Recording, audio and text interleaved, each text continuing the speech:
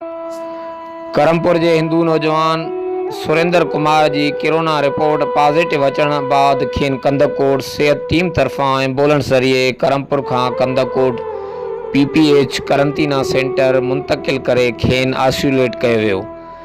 ॿिए तरफ़ DHO Kandhkot doctor एहसान अली ॾाहणी जे अॻुवाणी में डॉक्टरनि जी टीम हिंदू नौजवान सुरेंद्र कुमार जे घर पहुची तमाम फैमिली जा जुज़ा वठी कोरोना रिपोर्ट लाइ लेबॉर्ट्री उमाणे छॾिया।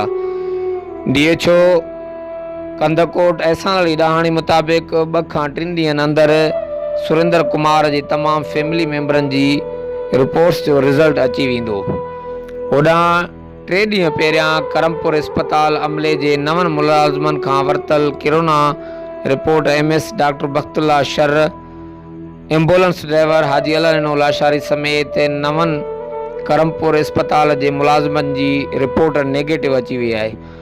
राब्तो करण ते DHO कंदकोट एहसान अली ॾाहणी ॿुधायो त 3 ॾींहं पहिरियां हिंदू नौजवान समेत करमपुर अस्पताल अमले जे 9 मुलाज़िमनि जी कोरोना जा जुज़ा वठी रिपोर्ट लाइ मोकिलिया विया, जिन मां हिंदू नौजवान जी कोरोना रिपोर्ट पॉजिटिव आई आहे, जंहिंखे कंदकोट करंतना सेंटर मुंतकिल कयो आहे, जॾहिं त करमपुर अस्पताल अमले जे 9 मुलाज़िमनि जी कोरोना रिपोर्ट नेगेटिव आई आहे।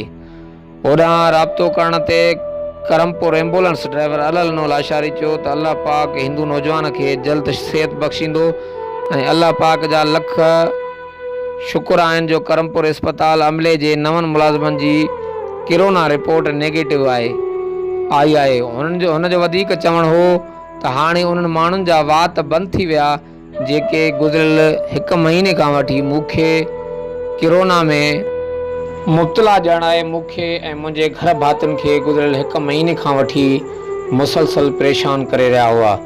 Javed Usman Bijrani, JTN web news, Karampur.